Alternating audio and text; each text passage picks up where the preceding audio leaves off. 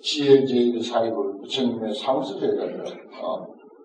상수제자인 지혜제일 사리불이 그냥 있을 수가 없습니다. 왜냐? 그 법석에 책임자니까 법석을 열어놓고 큰 법을 설하려고 시작은 했는데 부처님이 그만두자. 잔뜩 당신이 깨달으신 법을 칭찬만 해놓고 그만두자라고 하니까 사리불에게 책임이 있습니다. 모인 청중은 어떻게 하란 말이냐. 그래서 사리불이 묻습니다. 사리불이. 그래서 이제 한번 그만두자 하니까, 그만두자 하고 좀 이야기를 하고 나니까 사리불이 처하는 게 나오죠. 부처님이시여, 그럴 수 없습니다. 부디 설해 주십시오. 사리불이 그 뜻을 말씀드리기 위해서 이런 청을 합니다. 그때 대중 가운데 성문으로서 번뇌가 없어진 아라한인 교주녀 등 1200명과 처음으로 성문 벽지구의 마음을 낸 비구, 비구니, 우가세, 우가이가 있다가 모두 이렇게 생각하였다. 그랬어요.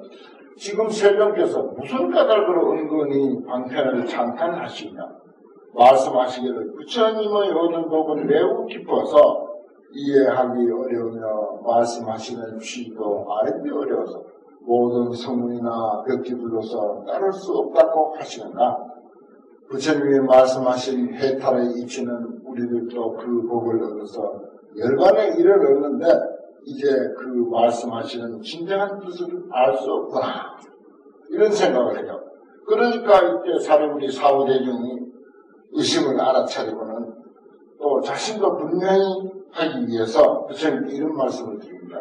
세존시여 무슨 인연으로 모든 부처님의 제1방편이신 매우 깊고 미묘하여 이해하기 어려운 법이라고만 은근하게 찬탄하십니까?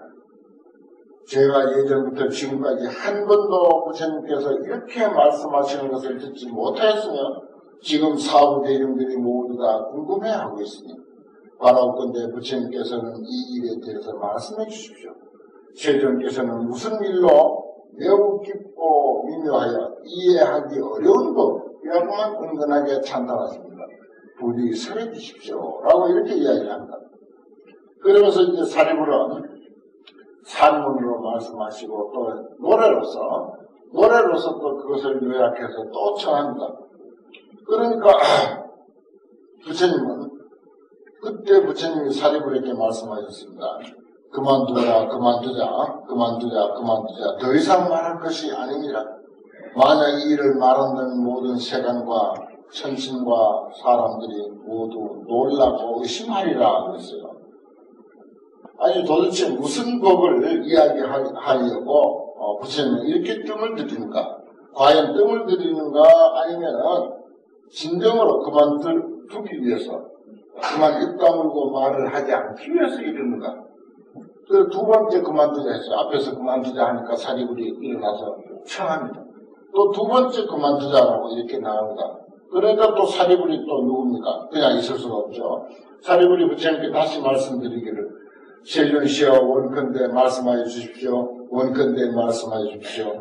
왜냐하면 이 회상에 있는 우상백천만억 가성비 중생들은 일찍이 여러 부처님을 친견하여 모두 근이 영리하며 지혜가 명철하여 부처님의 말씀을 들으면 능히 공경하고 믿을 것입니다. 이렇게까지 하면서 청합니다. 두 번째는요. 이 법화경 공부를 하시면서 꼭 기억해 둘 것이 바로 삼지삼천이고, 그 다음에 10여시, 이 방편품에 처음에 나오는 삼지삼천과 10여시입니다. 세 번 그만두자 하였을 때 사리불은 세 번 기어이 청해서 부처님의 법을 들으려고 하는데요. 그 두 번까지 사리불이 또 청했어요. 그러니까 부처님은 다시 부처님께서 또 사리불에게 그만두어라 하시면서 말씀하셨다. 만약 이 일을 말한다면 모든 세간의 천신과 인간 사람과 아수라들이 모두 놀라고 의심하며 매우 교만한 비구들이 큰 구렁텅이에 떨어지리라. 큰 구렁텅이에 떨어진다. 이렇게 부처님 경고하시면서 그만두자. 공부는 안 하란다. 이제 그만둘란다. 이렇게 하시는 거예요. 세상에 부처님 그럴 수 있어요? 부처님은 자비심이 뛰어나시기 때문에 사실은요 우리가 씨앗을 뿌리는데 잘 가꿔진 그런 옥토에는 씨앗을 뿌리는 것이 아니라 심지어 저기 척박한 땅, 모래땅이나 자갈밭이나 심지어 바위 위에도 씨앗을 뿌리는 그러한 자세를 가진 게 부처님입니다. 이게 무슨 말인가 하면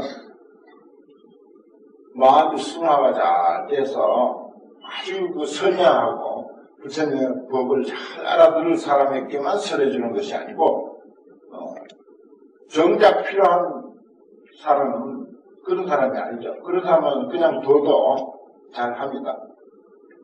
그런데 악한 사람은 아주 성질이 모진 사람, 강강중생이라고 그랬어요. 시단경에서는 그런 표현을 했는데 말세 중생은 아주 세고 고집 세고 말 안 듣고 못됐고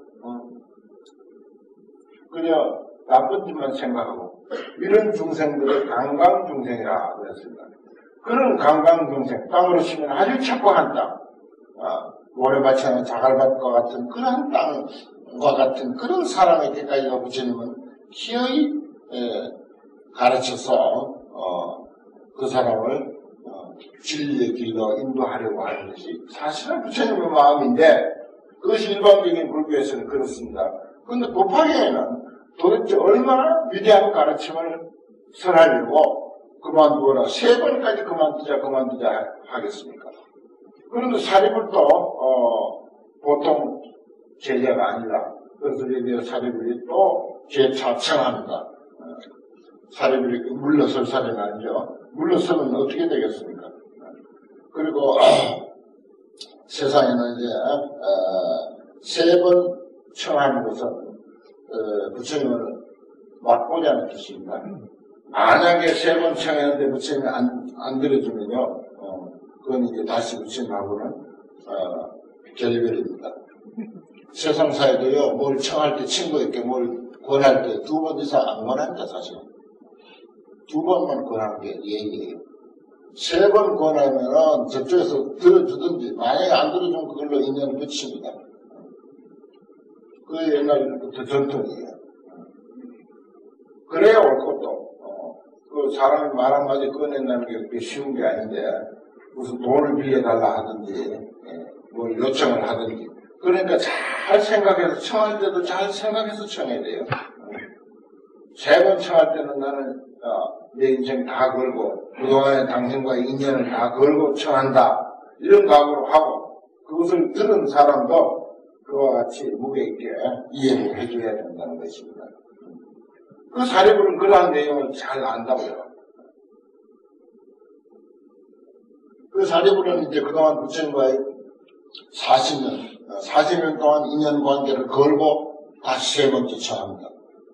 만약에 3번 청했는데 부처님이 안 들어줬다. 그러면 부처님하고 사례부하고는 끝이에요. 이제. 그래서 부처님, 그 사례불이 여기서 3번째 또 청합니다.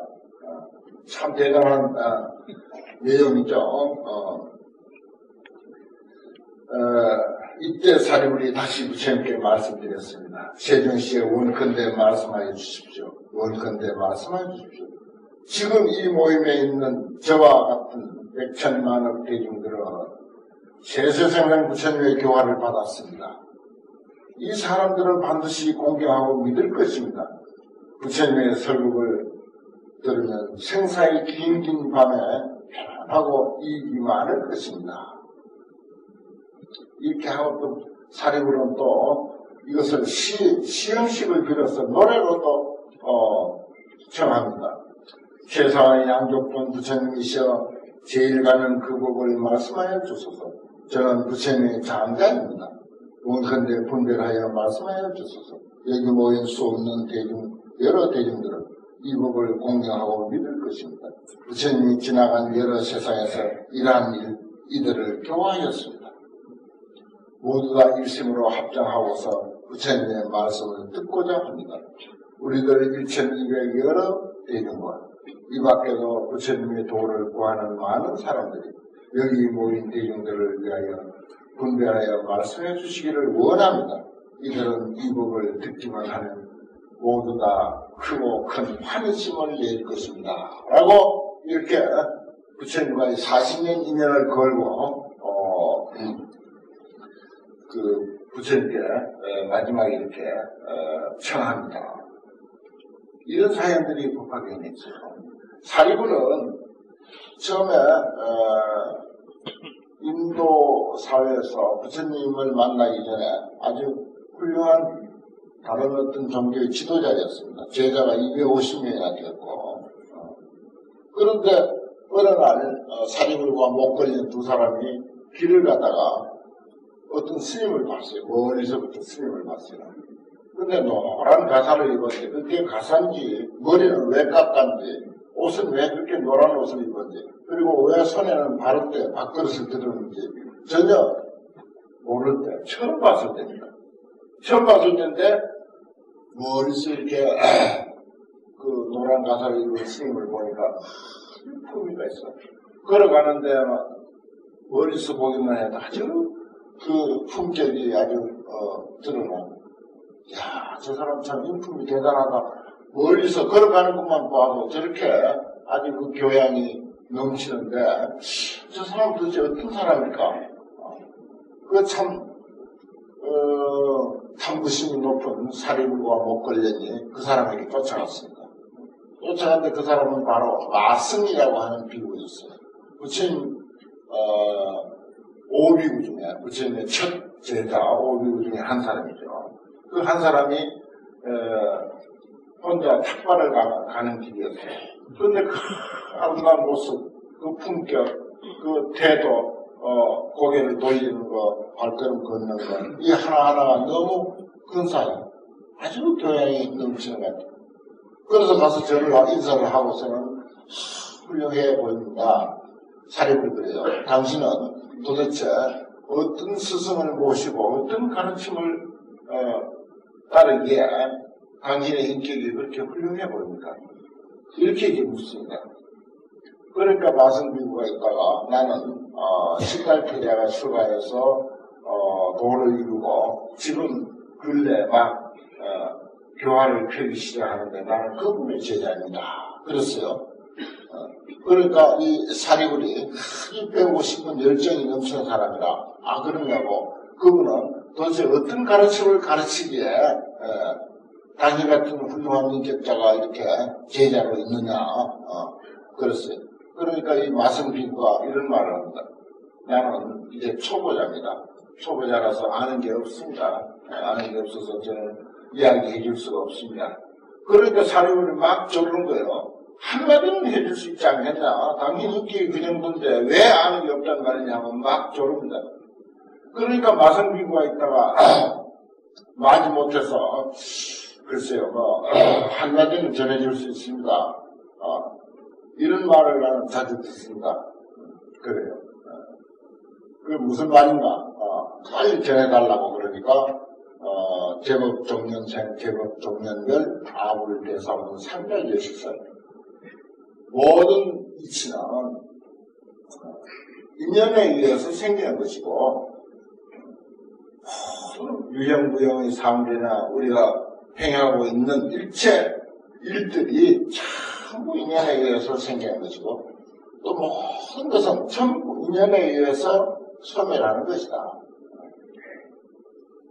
우리 부처님 큰 사문께서는 그때는 그냥 역시 수행자의 한 사람이에요. 부처님과 우리 부처님 큰 사문께서는 흥스님께서는 상자의 시절을 항상 이와 같은 이치를 말씀하십니다. 그랬어요. 그 소리를 듣고 사리불과 목걸이의 귀가 번쩍 뜨였습니다. 귀가 번쩍. 모든 존재는 예를 들어서 누가 어떤 절대자가 있으라 하니 있게 됐다. 해가 있으라 하니 있게 되고 달이 있으라 하니 있게 되고 땅이 있으라 하니 있게 됐다. 이런 어떠하는 소리를 하는 것도 아니고 또 어떤 저기 범천의 신이 맞는 것도 아니고 모든 존재는 이 지구에서부터 사람까지 모든 존재는 그만한 원인과 보조적인 조건, 인연들에 의해서 생기게 됐다. 사업이 흥하고 망한 것에서부터 사람의 세상에 이렇게 걸어다니기까지 일체 두두물물 동물이나 식물이나 일체 것이 전부 봄이 오고 여름이 오고 가을이 오고 하는 것 일체 것이 전부 인연에 의해서 이렇게 돌아가는 것이다 라고 하는 이 내용이에요.